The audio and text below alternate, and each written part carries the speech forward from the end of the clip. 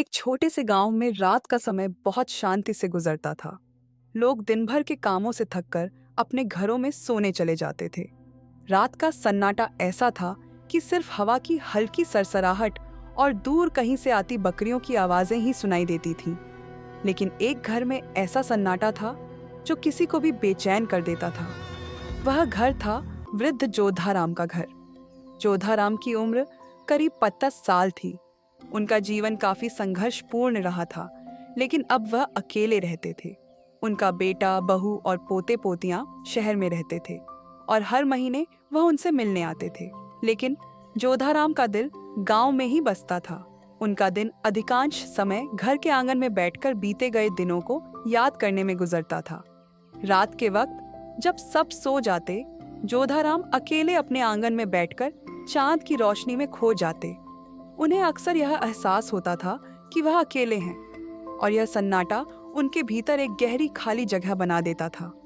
जैसे ही रात का सन्नाटा बढ़ता, जोधाराम को अपने अतीत की यादें और भी ज्यादा सताती।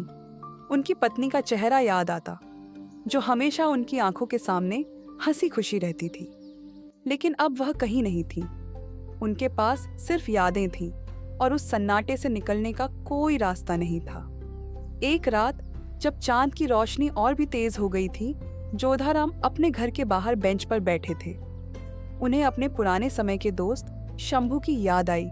शंभू हमेशा उनके साथ बैठता था, लेकिन अब वह भी इस दुनिया से जा चुका था। जोधाराम के मन में एक सवाल बार बार उठता था, क्या यह सन्नाटा सिर्फ मेरी जिंदगी का हिस्सा बनकर रह जाएगा? इसी दौरान अचानक जोधाराम ने एक आवाज सुनी। यह आवाज इतनी हल्की और अनोखी थी कि उन्होंने तुरंत ध्यान दिया। वह आवाज किसी के चलने की नहीं, बल्कि जैसे किसी ने आकर उनके पास बैठने की कोशिश की हो। जोधाराम का दिल हल्का सा धड़कने लगा और उन्होंने चारों ओर देखा। किसी को न देखकर वह फिर से शांत हो गए। लेकिन उनके मन में एक विचार आया, क्या कभी यह सन्नाटा हमें अकेला नहीं छोड़ता? कुछ देर बाद अचानक दरवाजे पर हल्की दस्तक हुई। जोधाराम चौंके, क्योंकि इस वक्त कोई बाहर आने वाला नहीं था। दरवाजा खोला तो सामने उनका पोता खड़ा था, जो गांव से शहर वापस आ रहा था।